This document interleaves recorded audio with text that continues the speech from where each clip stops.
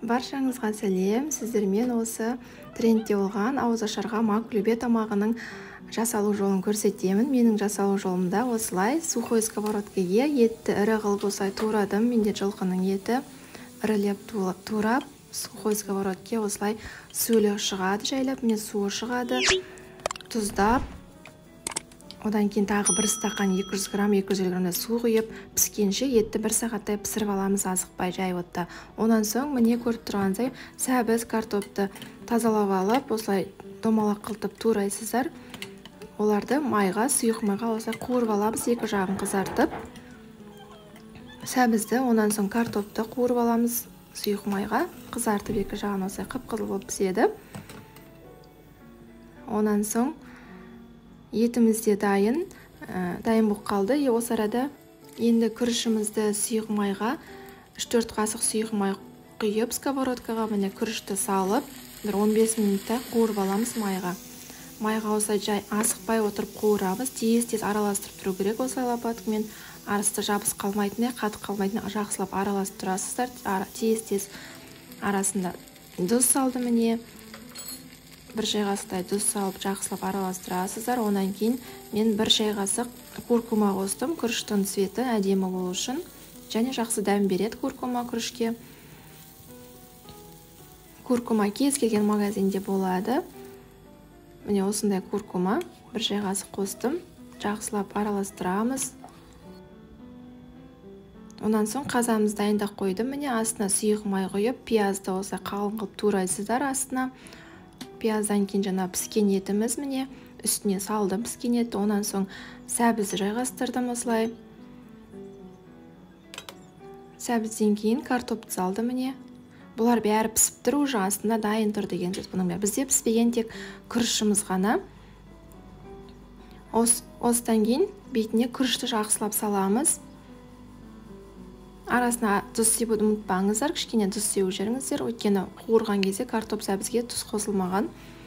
Міне күрішті жақсылап саламыз бетіне.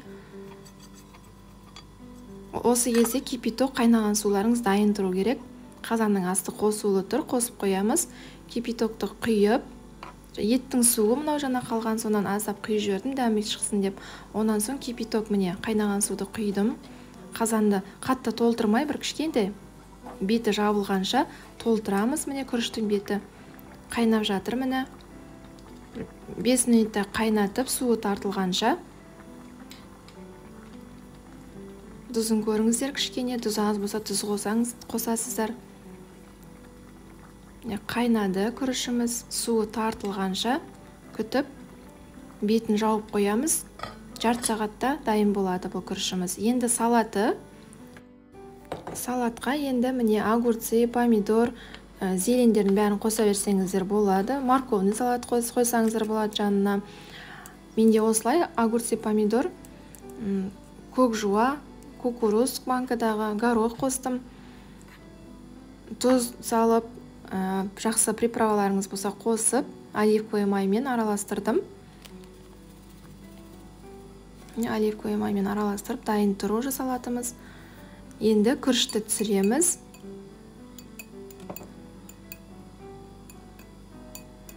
Міне қараңыздар, күріші міне арасы жабыспай, өте керемет рассыпчатый дейді ғой, күшті шашырап, күшті піскен күрішім. Бұл енді түсіру. Қалай түсіреміз деп, бетіне тарелканы қойып осылай түсіруге болушы еді.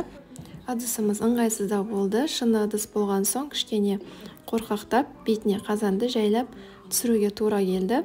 Сол үшін кішкене жан-жағы шашылып қалды, ештеңе етпейді, қасықпен жинай салдым да. Жан-жағын жинағандай болдым, кішкене көтердім қолмен, одан кейін салаттарды осылай қойдым. Салатымды жайғастырдым. Осын жан-жағына кефирға орын тұр.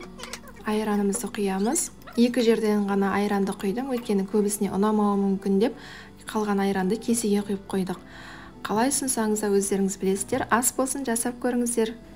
Каналыма жазылып қойыңыздар, лайк, коммент күтемін сіздерден. Рахмет.